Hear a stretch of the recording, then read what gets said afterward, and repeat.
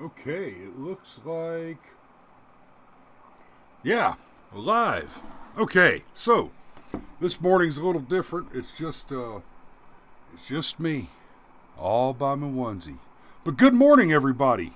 Tell you what, I've missed you. We've been off the air for a week now because, well, we was shooting a movie. And whoo, Lord, did some boys get an education this weekend. Um, we went out in the woods and shot our independent short film, the Cabin Fever, and it's going to take me 2 months to do the editing on that movie. I'm sure of it. We had over 200. We managed to execute 200 takes across about 95 camera setups for this short film. It was a hell of a 4 days. That's beast mode filmmaking, and I mean, we had these actors up till 5 a.m, several nights in a row. Everybody go get about 3 or 4 hours of sleep, wake up, drink coffee, and eat some breakfast and get after it. All right, so what are we talking about this morning? It's gonna be I don't think I'm gonna be on the air very long this morning because, well, things got funny a little bit this morning. Cameron has something he's got to do this morning, so it's just me, and we were going to talk about the Redskins.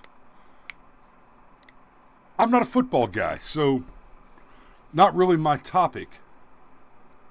I'm gonna pop up a couple articles. We're gonna take a quick peek at it.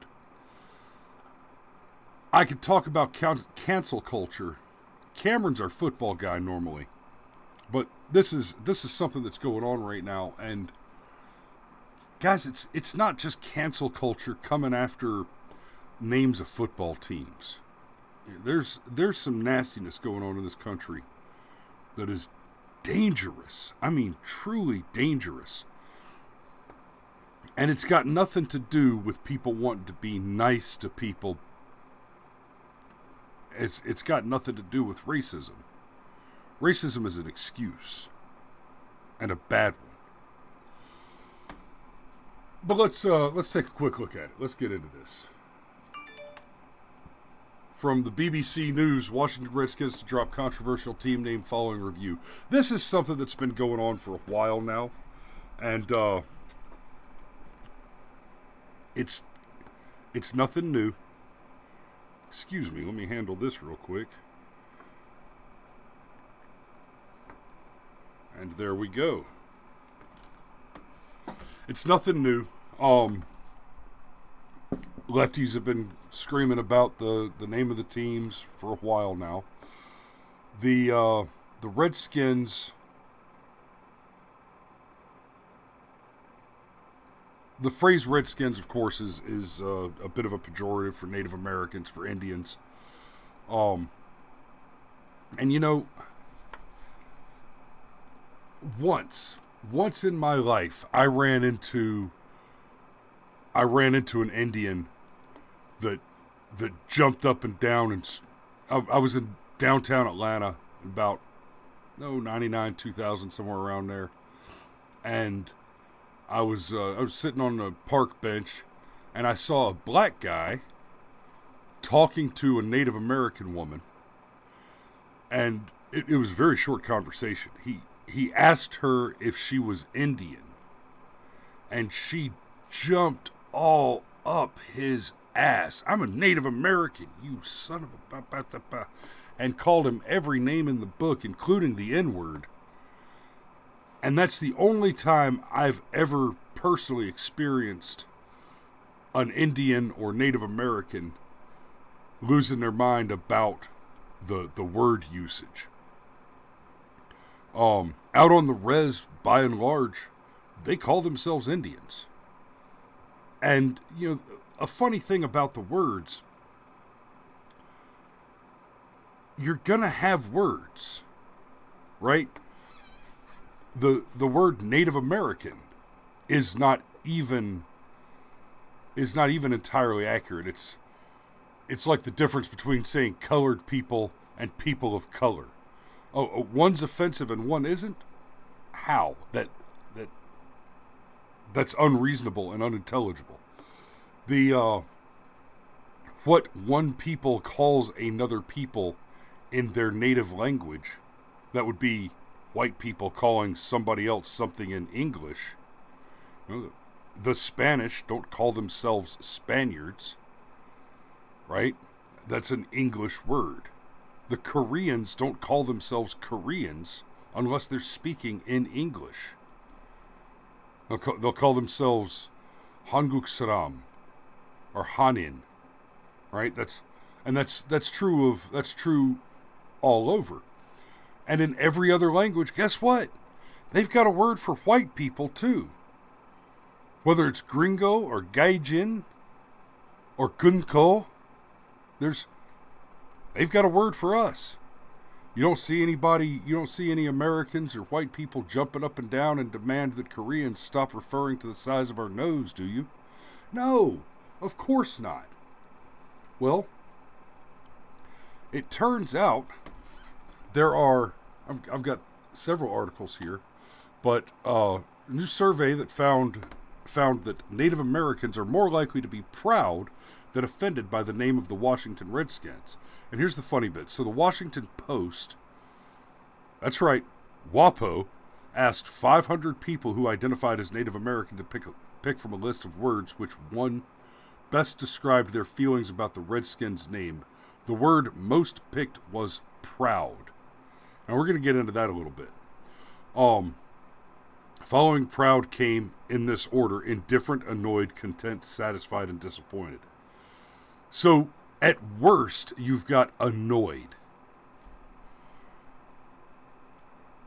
It's pointed out that the Washington Post did not publish the full results of the survey, so we don't know the percentages of respondents offered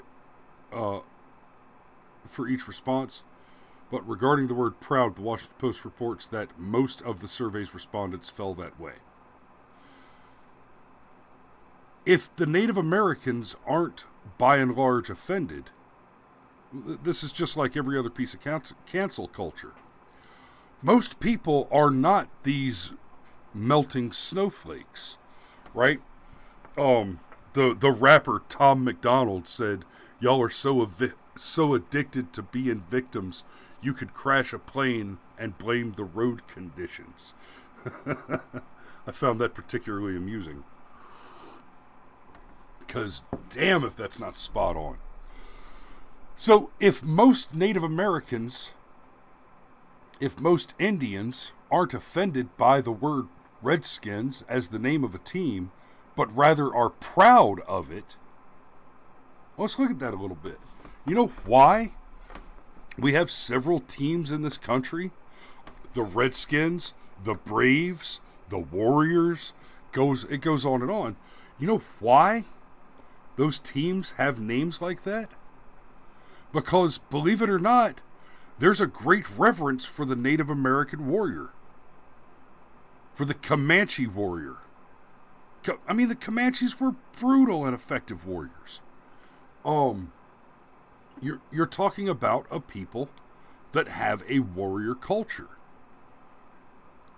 And as far as a warrior culture goes, when you're getting into sports are war. Right? War is the ultimate sport, and every sport that is played, to include chess, is about the practice and the participation in the drama of the activity of war.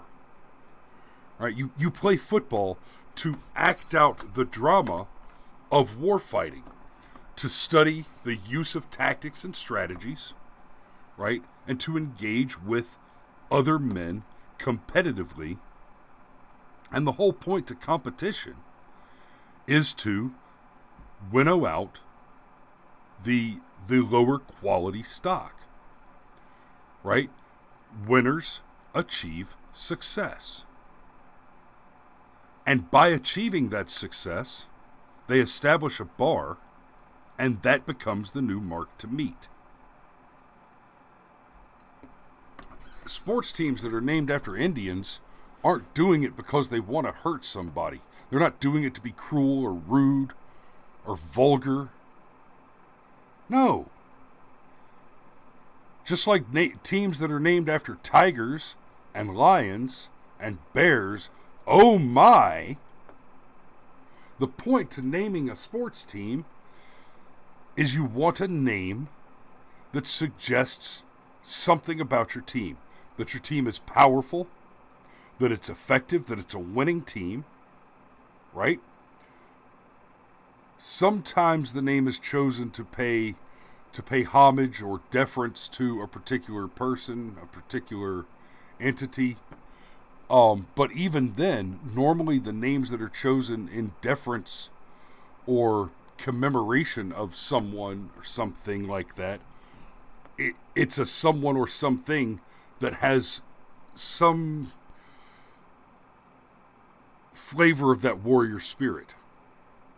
So the whole thing about the Redskins changing their name, well, it comes at the same time as another very interesting development, and I'm going to mention this one to you. I'm not going to dig into it real deep because there's so much here. I'm starting to read up on it, and it's this is a pretty scary precedent. This is very interesting, and it's going to be worth talking about. After decades of betrayals and broken treaties, Jesus Christ, the Supreme Court ruled that much of Oklahoma is their land after all. So the sorrow and death of the Trail of Tears was still fresh and blah, blah, blah, blah. Basically, the Supreme Court has determined that nearly half of the state of Oklahoma is actually one big Creek Indian reservation. And that is, right now, a lot of the analysis on this is saying that it's only going to have any impact on law enforcement jurisdiction.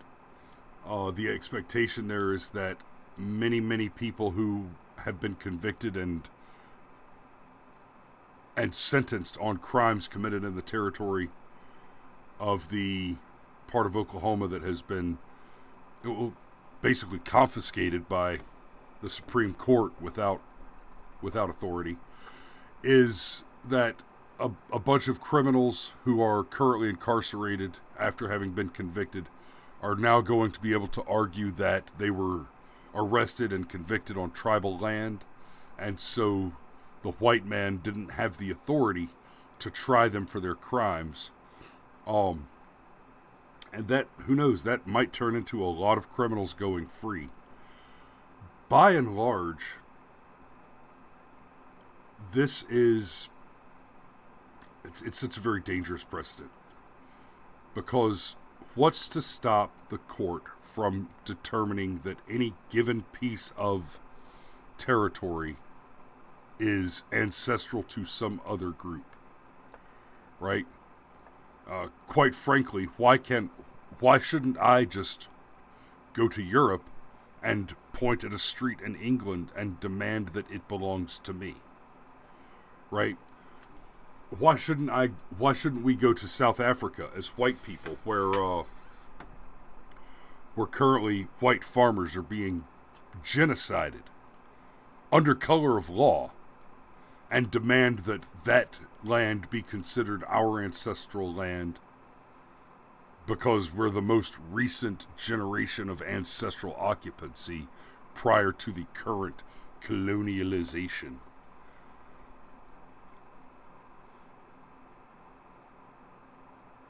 There's a lot here that needs to be examined and dissected, and I'm going to have to come back to it. But for now, I'm going to have to say that's all I've got. And I will see you tomorrow, hopefully with a camera in tow. Y'all be safe out there. And, yeah, like, share, and subscribe this video. And we will see you tomorrow morning.